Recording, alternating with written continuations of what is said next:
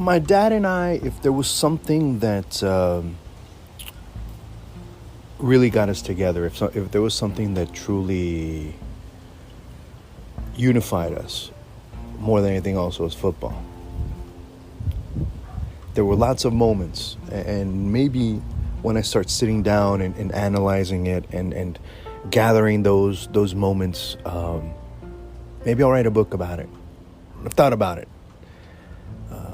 It was a weird relationship, but it was one that I definitely cherished because he was part of the reason why I ended up becoming a football commentator. Not because not because of his support or his I don't know, his backing in certain things or his way of thinking or anything along those lines. Far from it. Maybe to some extent I might have been a disappointment that I became a football commentator. He wanted me to become something quote unquote bigger, but he never got to see. He never really got to see me on television per se. So, but football was important. I mean, there were lots of moments that we shared going to the football stadium. There were many moments that going to the football stadium kind of galvanized my beliefs over certain things, both positive, maybe negative, I don't know. But there were lots of moments that helped our relationship. And I think that's a great thing, because there was something that really put, that made me cherish those moments to this day. To this day, if there was something that I enjoyed, I loved going to the pitch with my dad. I loved going to the stadium with my dad. Whether it was a friendly, whether it was, a Copa Libertadores match, whether it was the Olympics. I went to the Olympics with my dad. And the one thing I did lament not being able to do is going to the World Cup with my dad, and I really felt it when Colombia played Greece. Hell, many did. Many. Because you saw many looking up. And so one of those moments ended up being, and I think that's one of the moments that I end up remembering with my dad. That it was the most random of moments, I guess you can say, or if it would have been in another place, or if it would have been another time of day, it would have been a bit more emotional, I guess.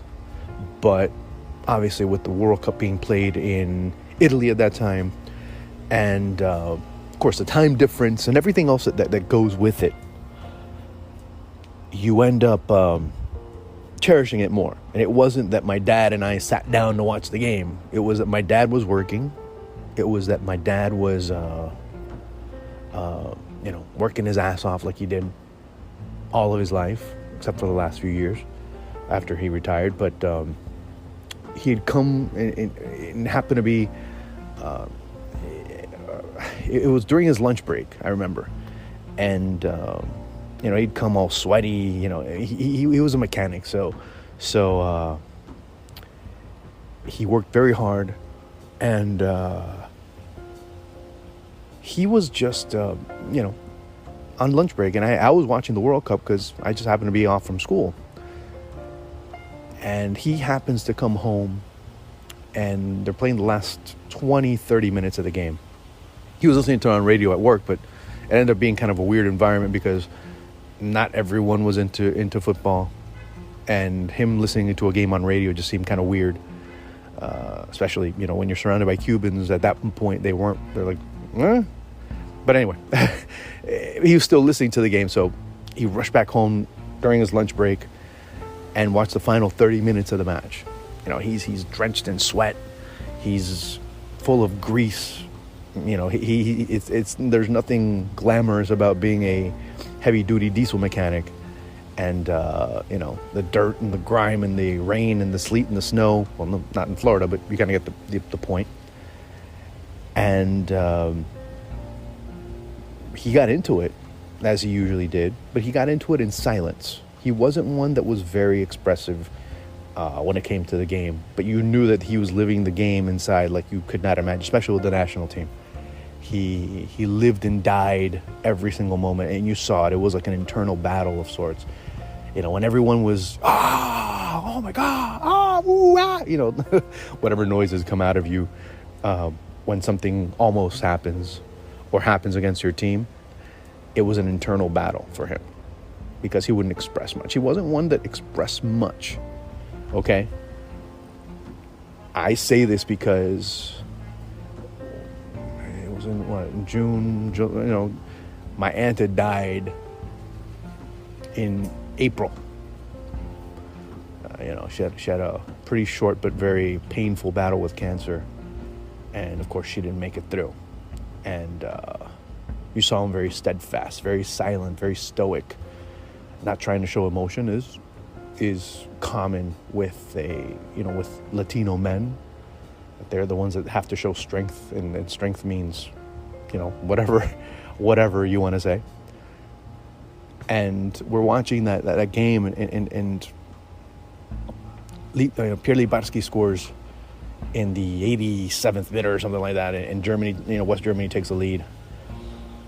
It was as if they just sucked the life out of him. It's just, What people don't understand is that Libarski goal just meant another shot that Colombians took in their lives. It was just another shot. It was another blow, yet again, and it was more than, it's always more than football, folks. Anyone that tells you it's not, they're full of it. They're full of shit. So, wow, here we go again. And it's just another shot that he felt. It was another punch to the gut on top of all the other punches to the gut that the country, that society, my father personally, us as a family, we had a little less than a year before, one of my cousins was gunned down. Yeah. At a funeral. Some individuals came in and said, hey, everybody down. Where's all the men? They went, they put them head down, and they just executed them all. 19 people. So on top of the person that was being, that they went to their funeral to lend their final goodbyes to, you had to say goodbye to 19 other people. A little bit before that, I'm trying to remember timelines a bit. I might be off a couple of months here, before or after. I had a cousin of mine who got in a fight over a jacket. And a person came and slashed it up. And then they saw him in the streets again. And what ends up happening? Well, he gets caught in the streets again. And the person that had attacked him before saw him again. He points the gun at him, and my other cousin jumps in front of him and takes a bullet to the head. So all these things are happening to us, but on top of that, all the other things that were going on in 1990, 1989, all these other things that were going on, that's what ended up happening with this.